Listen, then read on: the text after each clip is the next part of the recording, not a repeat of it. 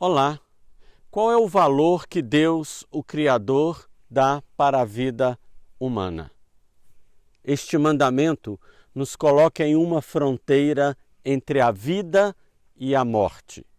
Aqui representadas pela vida à minha esquerda, nesta árvore frondosa, e a morte à minha direita, nessa árvore já seca. Talvez você não tenha me enxergado entre as duas árvores, mas aqui é, na verdade, o seu lugar. Este mandamento nos revela que Deus coloca a criatura humana e a convida a optar pela vida.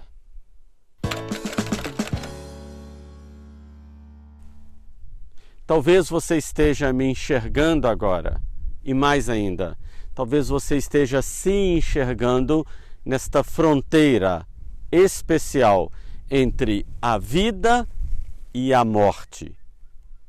Este mandamento vai clarear para nós este grande poder que Deus nos conferiu de zelar, cuidar pela vida e não deixar que essa vida se extinga. O sexto mandamento nos convida a uma aproximação sem igual com a vida. Até mesmo quando uma árvore é cortada, parece que isso de alguma forma nos afeta. E todas as vezes que uma vida humana é ceifada, parece que isso provoca algo dentro de nós, porque a vida tem um valor inegociável. E quando nós ceifamos uma vida humana, o que fica realmente das suas raízes, o que fica realmente daquela existência ceifada na nossa existência. O sexto mandamento da lei de Deus: não matarás. Apenas duas palavras para nos orientar sobre algo que é essencial, que é a vida humana. E todas as vezes que nós ceifamos uma vida na nossa existência, nós carregamos isso e nós não conseguimos entender a extensão, a complexidade e a profundidade dessa extinção da vida. E talvez você esteja pensando: eu nunca matei ninguém. Será mesmo? Talvez você esteja enganado. Vamos nos aproximar do sexto mandamento da lei de Deus. Embora esse mandamento diga respeito às relações humanas, ele na verdade esbarra diretamente em Deus. E quando nós olhamos para a história humana, nós vamos ver muitas vidas tombadas. E este mandamento, não matarás, talvez seja o mandamento que mais ajudou a humanidade no seu processo de evolução. Porque muitas vezes na humanidade a vida foi banalizada. Não só pelos povos antigos, erroneamente chamados de bárbaros, mas também grandes civilizações, como os egípcios, como a Síria e muitos outros povos. Os próprios gregos, que tinham uma filosofia desenvolvida, uma política muito desenvolvida, não chegaram a valorizar a vida humana individual. A polis, o comunitário, estava muitas vezes acima da individualidade e da vida humana, como aconteceu com a morte de Sócrates. Os romanos não eram diferentes. Os romanos criaram a crucifixão, que era uma forma de suplício, de matar as pessoas, de ceifar a vida de uma forma horrenda e exposta ao público. A vida humana, por muitos povos, foi muitas vezes negligenciada. E não precisamos ir muito longe. Se chegamos no século XIV, se pegarmos no México, os povos astecas, que todo dia sacrificavam um casal de jovem para que o sol pudesse nascer, porque eles cultuavam o deus Sol. Os historiadores e escavadores encontraram nas ruínas astecas sangueduto, que eram canais para escoar o sangue da mesa dos sacrifícios. Tamanha era a desvalorização da vida em detrimento até mesmo de crenças religiosas. Quando os espanhóis chegaram para atacar os astecas, chefiados por Hernán Cortés, em um só dia, registra a história, eles mataram 6.000 astecas presos em um templo. Depois vem a Revolução Francesa, com a sua guilhotina, que ceifou muitas vidas. Temos depois 2 grandes guerras mundiais, que fizeram também muitos óbitos, e de forma injusta. Vieram depois ditaduras e muitos outros sistemas que colocaram a vida de uma forma banalizada. Se olharmos na história humana, por quase toda a história, a vida humana foi banalizada e ela foi ceifada de uma forma natural até mesmo. E o mandamento de Deus diz: não matarás. E levou muito tempo até que o não matarás se tornasse lei e chegasse aos direitos humanos e a promulgação da ONU sobre o direito de toda pessoa e o direito inalienável, o direito à vida. Para entendermos esse mandamento não matarás, precisamos entender melhor o que é a vida humana. O que a vida carrega, na verdade, de valor? E quais são aqueles pressupostos que dão base para que a vida seja sagrada e se torne um bem inalienável? Todos os escritos cristãos, seja o Catecismo da Igreja Católica, o Catecismo Menor de Lutero, as Constituições de Calvino, todos eles colocam um grande respeito pela vida humana e colocam a vida humana como algo sagrado. Inicialmente, se entendia o mandamento não matarás como o valor da vida humana, como que a vida fosse algo pertencente a Deus. Então, se você tirar uma vida humana, você estaria de alguma forma lesando uma propriedade que seria de Deus.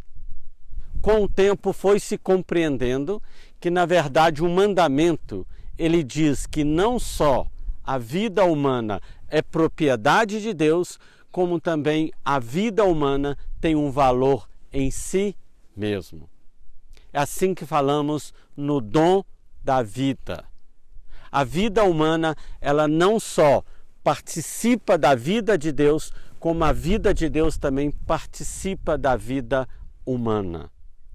A vida humana tem um bem, um valor que se configura nela própria, ou seja, a sua individualidade, a sua subjetividade, a sua originalidade trazem para a vida humana valores, questões que são fundamentais e que não podem ser negociadas. A vida no seu valor por ela mesma. Não matarás. Aproximemo-nos ainda mais deste mandamento. Se no primeiro mandamento Deus cuida de nós, no sexto mandamento Ele nos ensina a cuidarmos de nós mesmos. E nós nos colocamos aqui diante do nosso sexto desafio. Não deixe que sua raiva ou desespero o façam aniquilar uma vida humana. Cuidado para você não oprimir uma vida humana. E aqui nós já colocamos 3 sentidos deste mandamento. Primeiro, não matarás ninguém, nem a si mesmo. Segundo, não machuque, não fira, não esmague o coração de ninguém. E terceiro, não bata nem violente o outro, nem fisicamente, nem psicologicamente. Para o judaísmo, humilhar uma pessoa é crime. Veja bem se você não está oprimindo alguém com as suas atitudes, com os seus atos, com a sua postura. Muitas vezes a gente oprime na boa intenção. A mãe que tolhe os filhos, o pai que favorece os filhos demais. Isto é opressão. Em ambos os casos, você impede os filhos de crescer, de errar, de apanhar da vida, e com isso não criam raízes. É a competição entre marido e mulher. É você que fica estressado, cansado e chega em casa, oprime os familiares. Você que no trabalho oprime um colega, um subordinado. Quando alguém chega para você e apresenta uma ideia, apresenta um projeto, e você joga um balde de água fria, você mata o ardor daquela pessoa, você mata a sua autoestima. O não matarás se refere aos outros, mas em um sentido mais profundo a si mesmo. Não matarás nem a si mesmo. Mas eu nunca pensei em suicídio, dirá você. Será? Existem várias formas de morrer, várias formas de suicídio. E aquilo que eu gosto de chamar o 1000 vezes morrer. É você ficar carregando por anos e anos uma culpa que os outros e Deus já lhe perdoaram.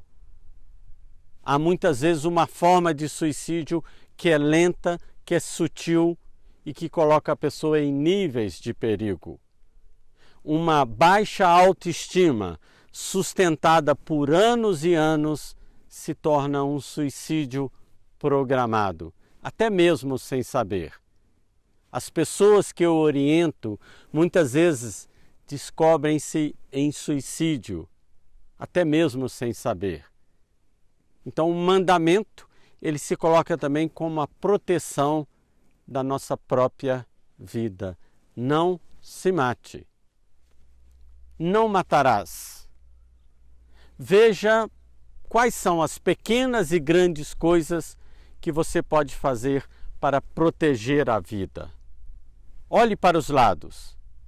Tem algum familiar, algum conhecido ou desconhecido que você possa ajudar? A vida corre perigo e muitas vezes perto de nós mesmos. E este nosso grande desafio de não deixar que a nossa raiva, que o nosso desespero possa aniquilar uma vida humana.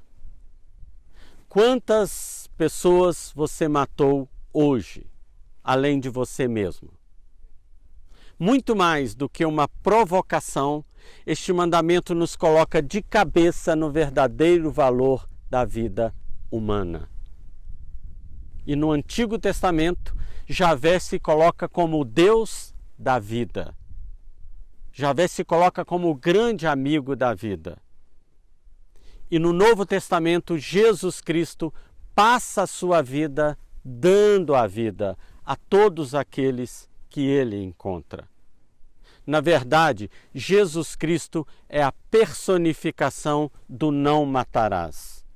Jesus Cristo é o 6º mandamento ao vivo e a cores. E nós nos colocamos agora perante este mandamento. Nós nos convidamos agora para que possamos ser defensores da vida em todas as instâncias.